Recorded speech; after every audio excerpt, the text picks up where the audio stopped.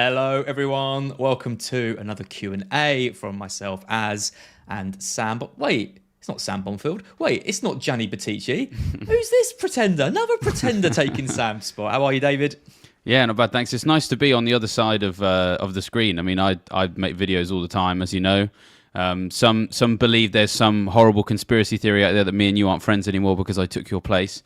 I can assure you that that's, well, to be always confirmed. Checking up on me, aren't you? You're always in the chat. You know, when things are going wrong with the technical side, you're always like, "Oh, here he is." Yeah. So I thought I'd come along and babysit you today, but hey, no, it's good to be on the other side. Yeah, we got through it. We got through it all fine. Yeah. So it makes me think maybe the problem is not you, as the investigation continues. See, no problems with Gianni last week.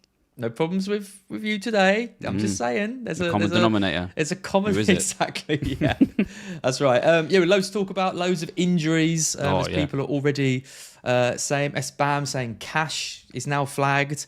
Oh, is he? Oh, you've got. I don't even know that. I've got him as well. Oh, just go through the flags that you've got that you were telling me about before we came on. It's pretty impressive. I mean, honestly, it's like an episode of The Big Bang Theory, except it's not fun with flags this time. So I've got Van der Ven still. I've got Estupinian still. I've got Mitoma and Bowen and Haaland. And yeah, everybody's favourite Poland international, Matty Cash as well. Oh, my days. How have you still got Estupinian? Honestly, I feel like Brenda, you know, on BBC One on that morning of Theresa May calling the election. Excuse me, sir. I don't know if you've heard, Matty Cash has got an injury. Not another one! There's too many injuries going on right now. That's me. That's also right here, right name, now. Weirdly enough. Oh, is that your mum's name? Wow. It is. Yeah, little fact for you. Wow. I'm going to store that away. I don't know how you've still got Van der Ven and Estupinian, but yeah, fair play. It's good.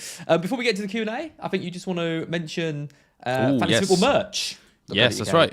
Exciting news. International break. We always have the best, stuff in the international break. And we've got ourselves a brand new site, Fantasy Football merch. I nearly said Fantasy Football Scout merch there, which, like Freudian slip, but it is just Fantasy Football merch, or www.fantasyfootballmerch.co.uk. Launching it for Black Friday as well. So if you want to go and have a look at some of the designs there, we've got caps, we've got beanie hats, t-shirts, jumpers, all sorts of stuff there with some cool designs on. And yeah, if you can get 25% off, basically, if you enter the code, I think it's Black Friday 25 when you are checking out. So yeah, go and check that out. And we've got Black Friday coming up. So if you're feeling in a spending mood and you're feeling in a fantasy football mood as well, then head to fantasyfootballmerch.co.uk for all of your fantasy football merch needs. So there we are. Exciting news indeed. It is, yeah. It'd be great to get feedback on that, see what people make of the merch. Oh, and also if Christmas people have coming up. Yeah, exactly. And if you have ideas as well, let us know. I'm at the moment trying to convince the higher ups to produce, those metal plates you can get, like disc plates. I want to get one of those that's your team from Gameweek 11 where you got 11 points. So I want to see if we can get that on the wall somewhere, made of metal, so it's going to last. As long as it's not my bloody house. Yeah, it's going to be in mine, man. Honestly, I would look at that every day and just smile. You got you in the Daily Star, so you should be proud, man. I know. And then like Sokhan says... followed it up with obviously my bench boost and accidentally triple captain Haaland this week. Wow, I mean, don't do that. Yeah, check your chips, I think, is the lesson from this international break, which is a bit of a weird sentence, like out of the context of the FPL. But maybe at a casino it might fit in. Yeah, very nice, very nice. Get your questions in. We'd love to try and answer. Some. I know there's a lot of kind of uncertainties around certain players. I think the one that we kind of are pretty sure on now is that Bowen's going to be out for a little while, right? We've seen the reports on Twitter. There's kind of fluid around his knee. They're just trying to work out the timescale. He's not going to be back for Burnley, is he? Well, I mean, the thing is, it's a game where you can afford not to bring him back. I mean, you know how sometimes we target, appealing fixtures, but sometimes they're too appealing. When you've got Man City coming up with a home game against a newly promoted team, it's almost like too good to be true, like literally, because it's a game where if you've got like a risk on a player, or there's a big game coming up afterwards, for example, then sometimes that becomes more of an issue than if it was maybe like a winnable game. And so it's like it's a poison chalice. He was captainable. I mean, he was an easy captain for me for Gameweek 13 with who else I had, and now Yeah. The only thing I will say is the reports I've seen, I've only seen them on social media. I don't exactly describe myself as someone who knows hand on heart who the most reliable or unreliable West Ham ITKs are. Although I'm pretty sure ex-West Ham employee is a big one. Whether or not I haven't seen anything from him. If you have, then fine. He's the one that tweeted today about was it him? The fluid on the knee. Yeah. So I'd seen fluid on the knee, I think, in the national press. But where I'd seen that he was probably out of this one was on a different account that I'd heard was not all that reliable. So I don't know. So I'm still kind of waiting to see. Probably in hope more than expectation. I'd like to hear it from Moyes first. Really. Let me try and find it. I definitely saw a quote about fluid on his knee attributed to the one person I trust with West Ham news, which was ex-West Ham. Okay. I mean, if we've got like a proper judgment on him being probably out of this one from ex-West Ham employee, then I'd probably feel a bit more confident that he'd be out. But the problem is, and this is where the issue comes from, is like he's still a good pick for a little while. So it's kind of like we need to really know the severity of how long he's out for. Because if he's only out for 1 week, I've got Cameron Archer as my first sub. I'll just start him against Bournemouth, for example. I think the thing with ex-West Ham employees, he's got the Patreon now, hasn't he? So I don't think he directly. Kind of... Got to be careful. Tweets. Exactly, yeah. But there's a post from COY Irons, 51,000 followers, who's tagged ex-West Ham employee and says, Jared Bowen's scans results have shown fluid on the knee. This has a varying time of recovery. He will now see a specialist to determine how long that is. Oh, honestly. So yeah. I think it's pretty certain he's going to be he's going to be out.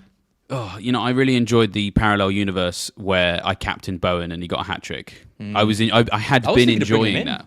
Yeah, I was bringing him in.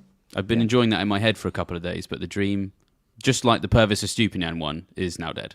Yeah. There's a few questions about Cash. Chat Sport says, is Cash out? FPL Stud says, what about Cash? He's just been given a flag. Looking live on air, basically. Yeah, looking around, it looks like he's trained, though. So it doesn't look like it's a major one. And you've got to think that he's going to be all right. I mean, apparently he did withdraw from the squad. But FPL Villain, who we trust on Twitter, normally gives reliable news, has said he's returned to training and will be fit. And that was today. Oh, I need that. I think he's probably going to be all right. I'm hoping he is. But it's just there's too many flags again. It's very stressful. I mean, so I still haven't played my wild card, so I don't want to have to use it to come through all of these injuries. But this isn't the first time. You still haven't used the wild cards. And you're 38, 9k in the world. Bloody hell. Man knows how to play. You've come a long way.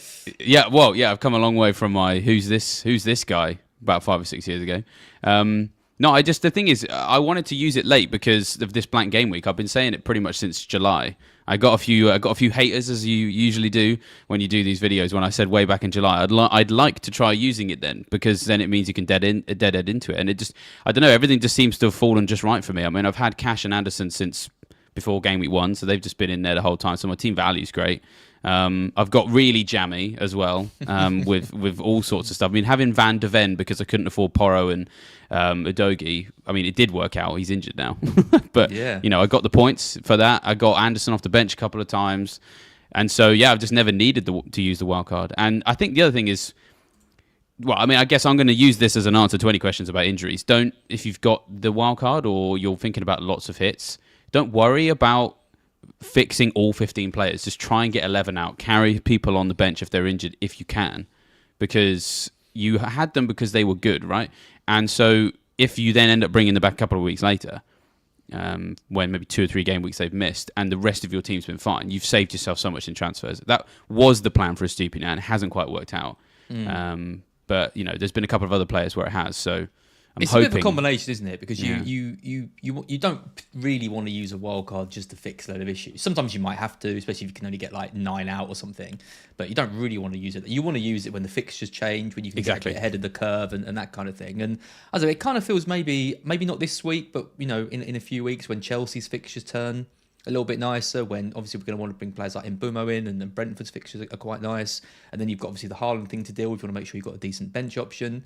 feels like maybe that's the kind of round to do it. I mean, it's game 16 19, or 19. Yeah, it's 16 or 19 basically. Alex Mason planning for that week.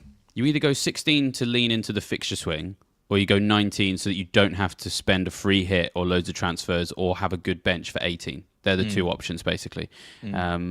16, I think, can work as a wild card, but the problem is that you would have to basically get a load of players who you can't use in 18. Because the main issue is Man City. Their fixtures are actually really great outside of the blank game week.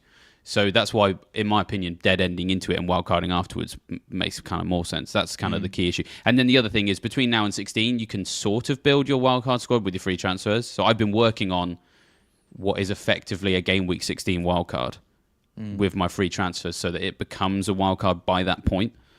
That's what I've been looking at, which some people on the channel are probably sick of me talking about. But anyone else who's still got it, I think that's got to be the way to go. Because 18 is horrible. Because Arsenal play Liverpool as well, so you can't even fall back on your Sakas and your Martinellis and your Salahs. I mean, they may get points, but it's a pretty nasty fixture to come in a game week when Brentford and Man City aren't playing. I think we're going to see a lot of free hits played then. Well, and Archer's got Villa away, which is exactly we're going to be relying on him to come off the bench. Yeah. So it's going to be a messy one at 18. So start planning now. I keep saying it, and I'm not going to stop.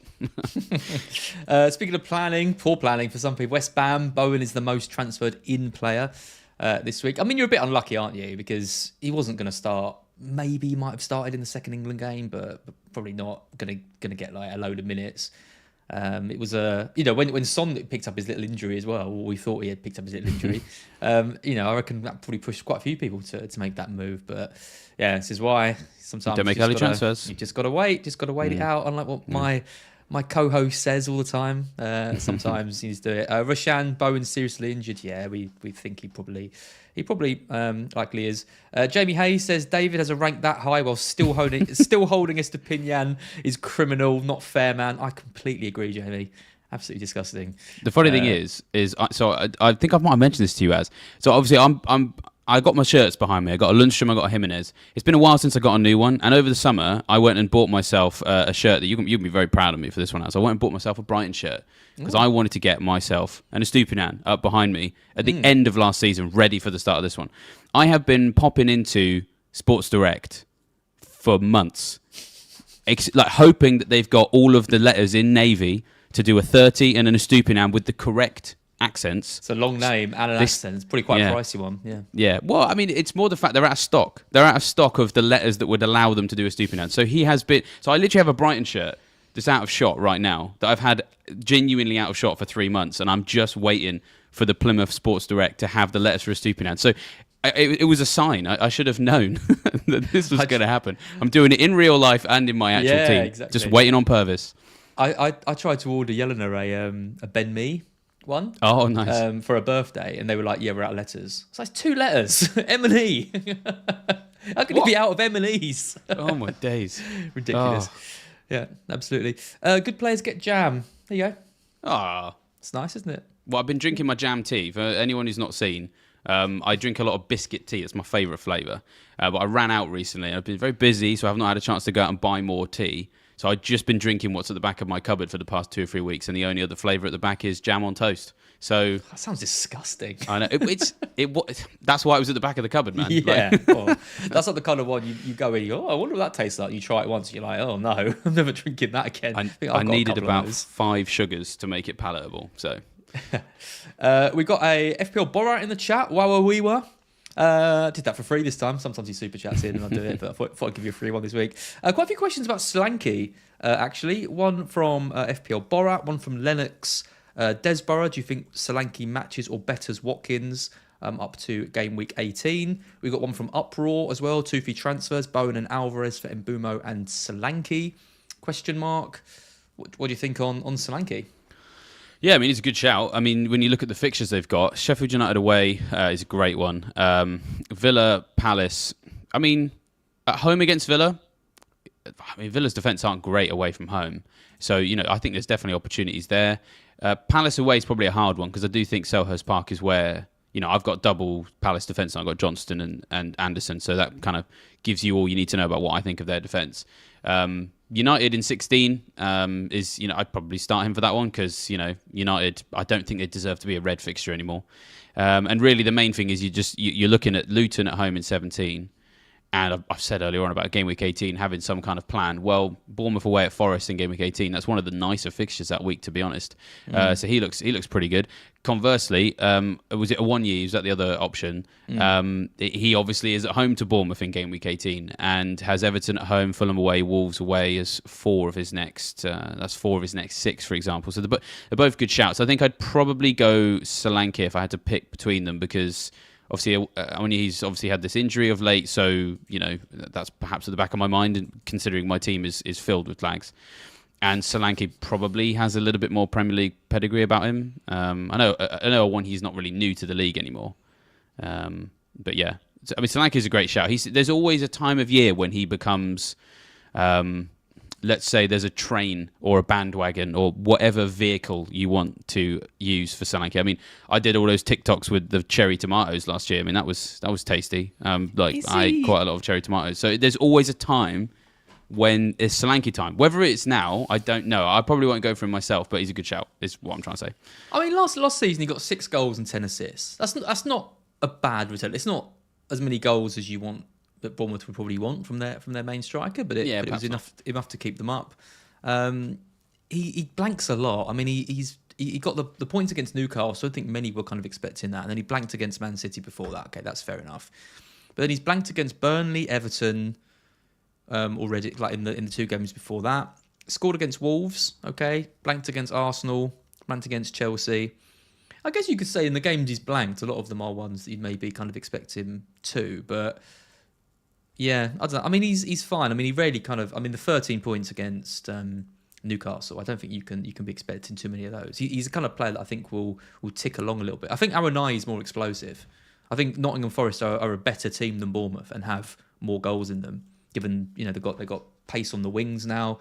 Aronai's started the season really strongly.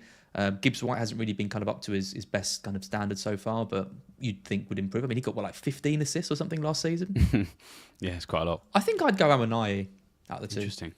But I was just having a look at some numbers. 2.4 million and one of us is 38,000. So well, yeah, man. Listen, but I'm just doing it from drinking a specific brand of tea, and I've recently replaced the biscuit flavour, so I'm probably going to get a red arrow this week. You can't change anything. It's like that Malcolm in the Middle episode where Hal goes bowling. Yeah, you got to keep everything the same. Well, it's too late now. I've moved on. Well, one thing I was looking at some numbers is that, interestingly enough, Solanke has actually had the same number of shots in the box as Haaland over the last 4, which is the joint most in the Premier League. So he's having a go. And his goal conversion rate's about 25%, so it's like it's not amazing, and he's no Haaland, but he's being afforded as many opportunities as him, I guess. So I don't know. I don't think it's not going to change your mind, but it's just an interesting stat there as well that he's been having a go of late.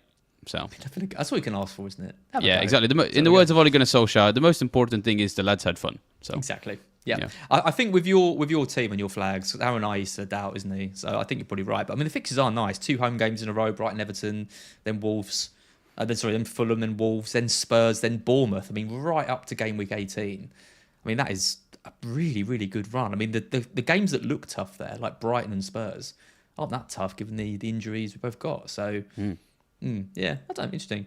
Chat Sport says Chris Wood for Forest if Aronai is injured. Do you remember what year was it when we all owned Chris Wood and we captained him against Norwich? I feel like that was a COVID season. I feel like I remember he did well, didn't he? Yeah. Well, he was kind of a staple for our teams because I think Burnley ended up with a few double game weeks or something. So I've actually got a lot of love for Chris Wood. And a couple of years ago, on the subject of shirts, I did nearly buy myself a Chris Wood shirt, the Burnley one. So he's got some history there. He's not really been on my radar of late, if I'm honest. I guess the problem is if Aronai, he's usually the first choice and has had an injury. Part of me doesn't want to own either of those 2 guys for that reason, the more I think about it. An insult to scrape in the barrel. Oh, Scott Speed, really, really harsh on poor old Chris. He got a big haul a couple of weeks ago, didn't he? That's why people are talking about him, because he did just sort of pop up and remind everybody he still exists. Yeah, okay, it was Luton, wasn't it? Well, there we go. That's it. There we go. That's your answer to your question, I suppose. 29 points this year, 13 points against Luton. He hasn't started a game in the last 3, so I guess that's the problem. is. I think it's only if Awoniyi is out for a bit, and he's probably Yeah, not, so but you need Awoniyi to like break his leg or something. Yeah, Not that we want that, but you need it to be one where you for know him he's to out be for a long time. an option. Yeah, absolutely. Yeah. Alex Mason, any love for Hwang as a punch? Good as a punch. Good fixtures coming up. 6 goals in 12 games for 5.5 million. Yeah, it was a bit of concern, wasn't there? Because he was attracting some interest, and then obviously Neto got injured, and people started to go off him a little bit. Neto's still going to be out for a little while, but we've only seen, it's just the one game, isn't it? It's 2 games. Is it 2 games? 2 games, yeah. He got the assist against Sheffield United then, but then blanked against Spurs. So there's quite a few good options around that kind of 5-5 bracket now, isn't there? I mean, you've got Palmer, obviously, Gordon as well. Eze's only a little bit more. Maybe even Gibbs White if you're looking for someone as a bit of a pump. Where do you kind of rank Hwang among that? Yeah, I mean, he's just a player that I've not really had the space to consider because of basically all of the players you've mentioned there. The landscape is obviously shifting because Bowen is now injured. But in terms of replacements for him, if it is long term, I'd probably be looking at another West Ham one, to be honest. I'm kind of thinking of Kudus maybe. He's got better fixtures, I think, and feels a bit more explosive. And Mbeumo, I think, is kind of about as essential as it gets, to be honest. I know it's a swear word around here, but I know it's a different price point. But yeah, I think Wolves without Neto, that would make me nervous because, yeah, they have had 2 games without him. They've lost to Sheffield United, which I actually was quite surprised by. I felt that Wolves would probably still have enough to win that because Gary O'Neill, I've said this before, he feels like the young man's Neil Warnock. It's almost as if Neil Warnock had very sadly passed away and all of a sudden Gary O'Neill was doing this, I would honestly think that he had like imbued a part of his spirit onto him because he kind of feels like the guy that comes in and just does the inexplicable job. And you're like, how does he do that? Because he's now doing it with the second club in a row. So, whatever magic Neil Warnock has worked on Gary O'Neill, it's worked. So I was surprised they didn't win that. I thought they would win that. So part of me thinks maybe they've lost that because they just didn't, have Neto. So, but then at the same time, Hwang getting an assist there, you can still turn around and be like, it was only Sheffield United. So, there's just too much up in the air. The other thing is, again, I'm going to say, I'm a broken record on absolutely everything. If people watch every video on this channel and they see me every day and they're like, oh, here he goes, talking about blank game week 18 again, well, tough. Like, I'm going to do it because when it comes to my transfers, I'm not really interested in signing anyone who doesn't help me that week because I don't want to use my free hit and I want a wild card after, and they're at home to Chelsea that week. So, who are improving. So that just kind of locks him out. Decent short-term option, perhaps, with the fixtures, but it's just, without Neto, just makes me a bit nervous, really. There's better options, isn't there? I just think Gordon and Palmer are better picks. And yeah, Palmer, that's the other one. Yeah, you don't want both of those. Yeah, you don't want both of those and like Hwang, because then you're losing out on your Sakas, Son, Salahs, and Mbeumo, who's just going to be really popular as well. So yeah, no, it's not one for me. We're getting quite a few captaincy questions coming in. I think this week is a bit of a difficult one, right? I mean, Haaland's obviously got Liverpool. Liverpool's defensive stats aren't great when they play away from home, but obviously he's got the flag on him. Chat Sport is saying Bruno captain. We've got Arn saying captain on Ward-Prowse. That seems a bit too ballsy for me. I saw a Solanke potential captain as well. Obviously, some people going for Son too. Who's your captain at the moment? Well, Jared Bowen at the moment. That's the problem. I haven't changed it yet. I insta captained him, whatever you want to call it. Like second as the deadline passed, it was straight on him. And I don't really actually go and look at my specific team until pretty much, when I'm making my transfers. Because, it's different for me. I obviously just spend all the time with my head buried in the actual sort of scout members area and stuff like that. So I don't tinker very much. So I haven't changed it yet. And honestly, I have no idea. I have no idea what I'm going to do. It depends what my transfer is. If I do Matoma to Mbeumo and I hold on to Bowen, then I'm probably going to go Haaland because I think he'll get maybe a goal and assist against Liverpool.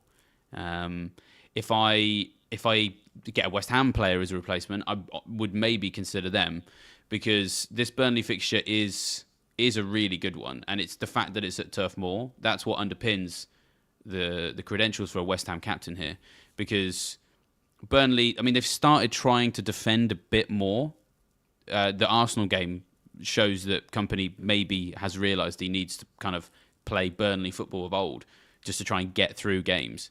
Because it took Arsenal, I think, to like the 46th minute, I think it was, to get that goal. But I think at home, against a team that they will see as beatable, West Ham probably being one of them, they will go back to that style of football that just results in them being annihilated. Because you look at the goals they've conceded at home this year, it's like 4s and 5s and 3s on a pretty regular basis. So the fixture is a good one. The problem is Bowen is amazing away from home, and then he's now not going to be there. What impact's that going to have?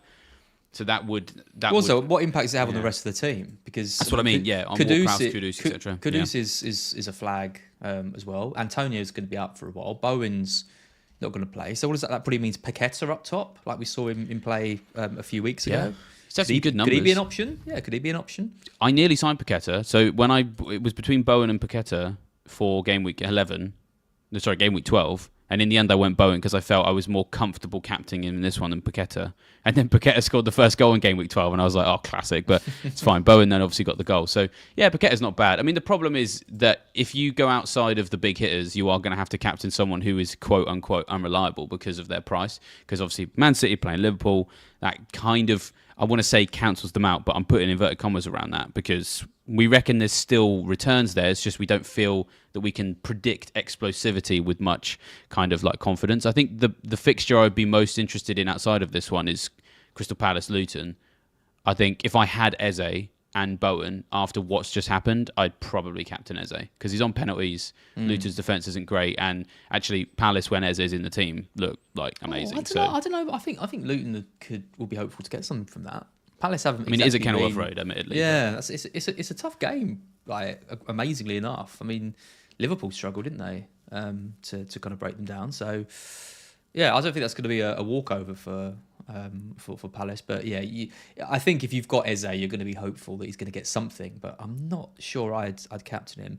Yeah, I think we're just back to Haaland now. I think that's the problem with the Bowen thing. I think everyone's just going to look at their team, and unless they have an Eze or they feel super confident about Ward-Prowse, they're just going to captain Haaland, which is a shame. Because we were back to having captaincy debates. I know. The trouble is, you feel like the way Haaland is at the moment, the way City are, you just feel that goal is just. Yeah. You know, he's starting with 6 to 8 points, isn't he? Because you just back him to get a goal, in kind of any game. And I'm looking at the other options. I'm just thinking I don't see huge hauls for these players. There's no game I really look at and think the only one I saw where I was probably confident of a big return was Bowen against Burnley, which was why I was thinking of moving Son to Bowen and bringing him in. But, you know, we can't do it. Hopefully some kind of easy, 2 easy ones and a potentially difficult one. Michael Scott, start Livramento or Cash? I think that's an easy one. Yeah, I mean, Cash, right? Really? I would say Livramento. Interesting. I'd definitely play Livramento over Cash in this one. Interesting. Well, I think the thing is, the flag now changes things, I guess. Are we sure? Are we sure on Livramento as a starter? Well, this week because Hall can't play. Oh, of course. Right. Okay. In which case that does help. But do we think Newcastle get a good result here? I mean, Chelsea are in good form. Newcastle are good at home, and Cash. I mean, Cash concedes against Spurs, surely. But then again, Spurs are without Maddison, and they're also without Basuma, and they're also without Van der Ven. I think this could be one of those. I mean, if I wouldn't be surprised if Villa win this with like 1-0. I think it's a tough one. Interesting. I think it's a tough one. Okay, I've started off with I thought it was an easy one. It's the easy one. I know. 2 hours later, Newcastle at home are a different beast. We've already got mentioned down here that from Tanky, Guimaraes is back as well, which obviously that's a fair point. A big loss. They not having him kind of in midfield. Chelsea, I mean, Chelsea have been better, but yeah, I just think you're betting against Chelsea getting a goal, which I don't know. I suppose Livramento does have that attacking threat, but then again, so does Cash. They both probably concede. I think they both can. Yeah, I think one of these players gets 5 points and the other one gets 1 point. And I actually personally think it's a coin flip. Okay. Between Scott Speed, Eze or Kudus for a 3-week punt. I think it's Eze, right? I'm just going to go double check the fixtures. Because their fixtures, Luton away, West Ham away, and if I was I would love to be an away player playing West Ham at the London Stadium because I honestly feel like West Ham hate playing there. I mean, I've seen it everywhere. I've seen it I've seen it at Plymouth Argyle as well. When you've got a team that has fans who quite rightly have big expectations, it can actually sometimes be a bit of a curse. Every pass that goes sideways instead of forward, you hear everybody be like, oh. And sometimes I think the away team can feed off that. So I think Eze gets some in there at West Ham as well, and then Bournemouth at home 15 for the next 3. Palace just have the better fixtures, and Eze's the talisman. He's on penalties. We don't know if that's the same for Kudus. If Bowen misses the next 3, that probably makes Kudus weaker. So arguably that's the easy question, and the one before is the hard one. Next one's even easier. Sorry. Pens. I've just seen someone in the chat, by the way, saying Plymouth have big expectations. Yes, just at a sort of like micromanaged level. This was when they were in like League 2. Don't worry, we have no anticipation we should be anywhere near the Premier League. But when you're in League 2 and you're the biggest city to never have a Premier League team, and you're playing against Accrington Stanley, there is 18,000 people who are expecting you to win that game. So it's all relative. I just wanted to clarify that. It is all relative. Yeah, absolutely. On Archer, he's not on penalties. I think Norwood takes them, right? So I think Norwood took the last one. I do sort of wonder if it's maybe up for grabs. I don't know.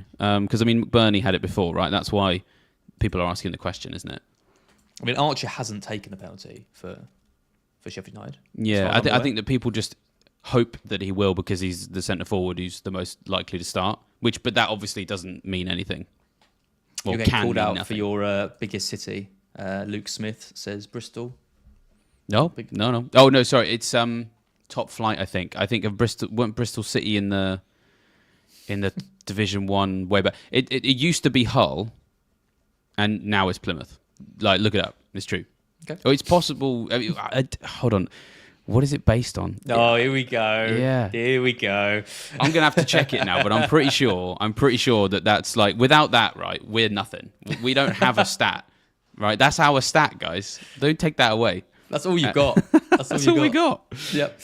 I have Matoma and no transfers and no bench option. God, I'm sorry, Din. Should I take a -4? Got to, really, haven't you? When he says no transfers, I'm assuming he's already made one. Yeah, made a transfer, nothing on your bench. You don't want to play with 10, do you? So you're going to take unfortunately, this is one of those team-specific questions. If you don't already have Mbeumo, I think a -4 for Mbeumo pays off. Well, does it matter? If you're going to be playing with 10 men, you don't keep Matoma, do you? Do we know how long he's out for? No. So then that's the only thing. Does it matter though? Again, I wouldn't go into a game week with 10 men. I did that a couple of weeks ago. It was my goalkeepers. I wouldn't do it intentionally. Okay, yeah, sorry, it was an accident. I went in and I think Flecken was ill and Turner got benched same week. So that, if I'm honest, if you want to get to 38k, pick 10 players. That's great. My advice. Soundbite that advice. Yeah. I would 100. If I had Matoma, who I think there's question marks around whether he really is the best asset around the 6-6 mark. Anyway, if I had him and I had no bench and I'd already used a transfer, 100%, I'd take a hit for someone else. Anyone has got. You want to have someone with potential to do well than a player that isn't playing. And I think you can look at Eze. You can look at Mbeumo if you haven't got him and set yourself up if you've got that bit of money in the bank, or you drop down to Palmer or Gordon. I'd rather have any of those players than an injured Matoma. Yeah, I don't think Matoma's done enough to warrant a kind of essential state. It's Forest away this week, and then it's Chelsea away, and then it's Brentford. They're not, brilliant fixtures. Then it's Burnley at home. Okay, that's nice. But then it's Arsenal. Then it's Palace. I think it's probably time. I think it's if I had Matoma and he wasn't injured, I'd still probably be thinking of selling him this week. Probably not for a hit this week, but he'd definitely be on the chopping block. Phantom Force GX. Would you do Cash, Adingra, and Watkins out to Baldock, Mbeumo, and either Isak or Nkunku for free in 2 game weeks? Wow, this question's like getting your head around the plot to a Christopher Nolan film. So I don't like those moves at all. Yeah, I don't like them either. Because Adingra. There's more of Brighton's going to go through him if they don't have Matoma, right? And he has looked good of late. Cash, I think, it sounds like we don't need to be too worried about that. Brenda impressions aside.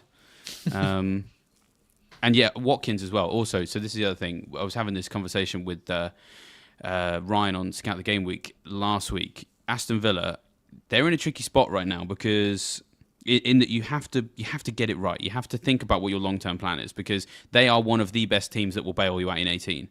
So they host Sheffield United, and in a game week when Man City aren't playing and Liverpool and Arsenal play each other, who do you captain? Well, I mean, Ollie Watkins at home to Sheffield United seems pretty good. And so, to be fair, you've got Man City, you've got Arsenal, and you've got Brentford to come, but you've got Spurs away next, right? Spurs are the shortest of defensive options. I think Watkins gets a return this week. Bournemouth away, same thing, right? Because it's Bournemouth. If you can suffer him through Man City and Arsenal at home, but obviously, like Villa have one of the best home records in the country right now, you probably still get something. If you can just make sure you've got him in place for 18, he's a captain candidate. So the last thing I want to see people do is sell him and then get to 18 and be like, oh, I really wish I had Watkins now. I mean, you maybe can get back to him. If you can get back to him and you can go through those other games by selling him and then getting him back, then great. But I don't know. It's just, I'm seeing a lot of Villa questions right now. And my answer just has to be, I'll answer it with a question. What is your plan for 18? Because Watkins might help you unlock it if you hadn't already realised that. I think what Watkins is quite an easy hold. And I definitely wouldn't be selling. You know, we're coming into a ridiculously busy schedule of games, and he plays every game, arguably plays every minute. And Phantom 40X is looking at selling for Isak or Nkunku, who are two players who you cannot guarantee are even going to be on the team sheet, let alone having their minutes managed. With Wilson out, it boosts Isak if he's back and fit, but Gordon can play there, and he's not going to be able to play every game if he's been injured for a few weeks. And then Nkunku hasn't played a minute of Premier League football, so yeah, that's true. It's far too risky for me. I would not make those moves. Find another way to get to Mbeumo. Newcastle, though, they do have also a good Game Week 18 fixture. So if you end up doing Watkins to Isak, maybe in 15, because they've got Everton and they've got Fulham and they've got Luton as 3 of the next 4. So they're away at Luton in Game Week 18. So I had at one stage when I was using Plan FPL just to kind of look 7 or 8 game weeks in the future, one of Isak or Wilson was a possible captaincy option that week as well. So it's worth saying that of the people we've discussed there, I pretty much agree with everything. But it's also worth saying Newcastle could also help you unlock your black Game Week 18 dilemma as well. So bear that in mind. Yep, makes sense. Connor White, you mentioned Mbeumo being close to essential. Well, this will put it to the test. Would you do Diaby to Mbeumo this week? We want free transfer. Won't be able to afford it if Mbeumo goes up. You're asking the right person here for once. Normally, the questions come in, I'm like, it doesn't affect my team. No idea. But with this one, I don't have Mbeumo and I do have Diaby. Although I suppose it would be one of either Matoma or Bowen that goes to Mbeumo. And so I do have Diaby and I don't want to sell him. Sell one of your injured players, for God's sake. Yeah, I'm going to have to at some point, aren't I? The second I do that, that's when I'll plummet down the rankings. But yeah, that's a tricky one because, again, Diaby helps you unlock those other game weeks. I think Mbeumo is going to be more important to you in the next 3 or 4 game weeks than Diaby. So I think maybe you do it because I think you're going to need him. I think you're going to need Mbeumo because the fixtures are too good. There's too many other injuries that basically mean that if it wasn't for Matoma, and if it wasn't for Bowen, then Mbeumo might be less damaging to you if you don't own him. But everyone's going there now, and I'm kind of playing a bit of a game of bingo right now of how many Fantasy Football Scout videos can we have someone say I do Matoma to Mbeumo this week, because it's just everyone's doing it, which is no criticism. Sometimes that just happens. Sometimes everybody goes it's the way of least resistance. So that unfortunately might force your hand even more. To go without Mbeumo could be quite dangerous. I don't really like the move of Diaby to Mbeumo this week. I don't like the move. Mbeumo's at Arsenal, but you could save the transfer, right? And then you got 2 weeks, and then free up a bit of money somewhere else. Mbeumo's fixture is better next week. Yeah, exactly. But if Connor's saying he needs, he's got no money to do it in the future, we'll save the transfer. Then next week take cash out and move cash down to a cheaper defender, and then you free up a bit of money to do Diaby. I'd much rather have Diaby this week. I think Diaby against Spurs is a great fixture. They're going to play high. It's going to be Ben Davis probably up against at centre back up against Diaby and Watkins. Could be a bit of a bloodbath really. I do think this is where Villa kind of correct their away day hoodoo because Spurs just lacking the tools and the apparatus to kind of stop them playing the style of football they like to play. So, it's a good one for Villa this week. Yep. Dr. FPL, I have Darwin in a 3-4-3. How essential is Palmer from Gameweek 18? I can't get to him without breaking the formation. So switching from from 3 up top to 5 in midfielder. I mean, Palmer is basically an when not if for basically everyone now. His price is amazing. His fixtures are great from 16. He's benchable because of his price, if you're worried about that. But when you look at the people he's got points against, I mean, we were looking at, what was it, game week sort of 9 to about game week 15 was the 6 really awful games for Chelsea. And he's returned in, I think, 4 of the last 5 of the last 6, something like that. He's had 4 penalties. Would we be talking about him as an essential player if he hadn't had 4 penalties? Well, one assist in that time. So he does have penalties, right? But then, great. Penalty taker. Good. Tick box. That's what I think. Also, Chelsea are a team that will win penalties. Listening to Joe. You sound so much like Joe when you say that. Oh, I'm a little Joe. I'm little Joe. That would be my name if I was one of Robin Hood's merry men. I'd be little Joe.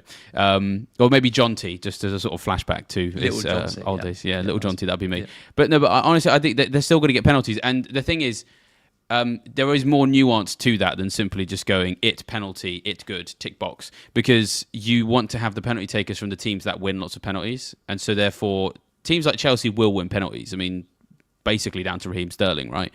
But he's not the only technically gifted, quite fast, quite tricky player in the team. I mean, you think about, why Bruno Fernandes has, not anymore, but has spent a long time being an important penalty taker to have. Because they had, Rashford and lots of other really fast, tricky players winning the penalties. It's a big club as well, which I'm not going to say adds any bias, but, maybe it does, maybe it doesn't, to that penalty conversation. So I'd rather own the penalty taker at a team like Chelsea with the personnel that they have than maybe own the penalty taker at Sheffield United. So I think having penalties means more for him. The other thing is that when you take penalties away of Chelsea players, the only player who's got a higher expected goal involvement over the last 4, I think it is Jackson. And then, this is non-penalty, by the way, so that's outside of the penalties. Jackson's is quite high because he basically just had like an open goal 3 times in that Spurs game. So you could argue that's maybe a bit of an anomaly. Whereas Palmer has just been consistent in kind of every aspect of the game. So only one Chelsea player's had more shots in the box in that time than him. That is Jackson. So he's second for that one. And only one Chelsea player has created more chances than him. That's Gallagher. Gallagher's not doing very well for shots. Jackson's not doing very well for creativity. So Palmer straddles both of those columns and is in the top 2 for both. And both of those don't include penalties. So then when you attach the penalties on as well, basically he's just looks really, really good from open play. Is there any worry when Nkunku comes back, like Espan mentions, that he gets penalties and then Palmer's role in the team changes a bit and he's not the option? But does he need to be 5'2"? No, because that's the thing. If this guy was 8 million, he wouldn't be as, in my opinion, essential. It's just the fact that he's 5'2" that you can have that. Because if you took the penalties away, I'd still want him at 5'2". And I was having a really interesting chat actually with Harry, as in FPL Harry, and Nacho, some of our Team South colleagues there actually, at the FCAs the other night, who obviously watch Chelsea quite regularly, and their view watching that guy on the pitch every week is they cannot understand why people are describing him as a penalty merchant, because in their eyes, what they're seeing is that guy holds the team together. Well, he's a penalty merchant because in 5 games he scored 4 penalties and got 1 assist. True, true, but that doesn't take into account what they've seen him do that maybe isn't reflected in the FPL points, but is reflected in the underlying stats and is reflected in the eye test. And just everything that I'm hearing about him is he's incredible. And I will be very surprised if in the next 6 to 10 game weeks we don't see him get lots of open play, attacking returns. And Nkunku coming back to the team makes Palmer better, in my opinion, because Nkunku won't play on the right. He'll probably play in the whole role. It's not quite a 10, it's not quite an 8, like a Dele Alli free role. That's what we're kind of expecting, because that's where he has been at his best in other countries, and Pochettino likes that type of player, as we saw with Spurs with Ali back in the day. And so that's an additional person in the team who can put chances away. It's an additional person in the team that can create chances for Palmer. So when that happens, I honestly think that Palmer's just going to keep getting better. So I basically cannot be convinced any other way on Palmer. I will hit back every single argument like it's a game of tennis until, we go to 5 straight sets. He's a gift, isn't he? And I mean, his He's a ownership, gift, yeah. his ownership overall is still 8%. It's Is he's it only that low? 5.2 million, 8% ownership. Wow. Yeah. Then yeah, get him. Crazy. Yep. Cool. I think that takes us to the end of the Q&A. Thank you everyone for all your questions. As always, really enjoyed this. Thanks for stepping in for Sam. Yeah, no worries. David, hopefully have her back next week. I do have a confirmation of the stat, by the way, the Plymouth one. Because It's what everyone was waiting to hear. I know. I'm going to die on this hill. So yes, it is Plymouth, and the reason why is because the official stat, I got it wrong. It's not Premier League, it's top flight. Because the last time that Bristol City were in Division 1 was 1980. So Bristol have had a top flight team. And here in Plymouth we have not. So it is us, and that's why. Congratulations on supporting the worst team. The worst team with a big city. Available, It used to be Hull City. It used to be Hull City, but then they got themselves promoted. So thank you, Hull, for bestowing that upon us down here in Plymouth. And someone also asked, by the way, is it in Devon or Cornwall? And the answer is up to you. Okay. So I didn't even know that was a thing. Is that a thing? It is technically in Devon. It is technically in Devon, but you can see Cornwall from the seafront. And if you are an Exeter City fan, you basically pretend we're in Cornwall, and it's just a whole thing down here. Yeah. So yeah, we've opened up a can of worms. Don't get that with Sam. You don't. We definitely don't get I don't know, county chat when Sam and I don't. We just get technical issues. That's about it. Do you want to just say a few words again about the fantasy football merch.co.uk? We've got about 300 watching. Yes. Yeah, the new thing's just launched. If you missed it at the start, take it Yeah, away. very, very exciting. Yeah, so we've got ourselves a brand new website called Fantasy Football Merch. And of course, it's Black Friday on Friday. So it means that if you use the code BlackFriday25 when you get to the checkout, you can get 25% off. We've got all sorts of good stuff in there. We've got caps, we've got beanie hats, t-shirts, jumpers, mugs, with all kind of designs. There's Scout ones, there's FPL ones. And yeah, it's obviously Black Friday coming up, so you might be in a spending mood, but also we've got Christmas coming as well. So if you've got anyone in your life who, would love something like this, then get it now and get it cheaper. That's the way to do it. So yeah, www.fantasyfootballmerch.co.uk. Perfect stuff. And if you've enjoyed the video, do give us a like. Make sure you're subscribed to the channel. If you enjoy listening to David, there's enough videos of his to keep you going on the channel. So make sure you check those out. And I will be back with Sam next week. Goodbye.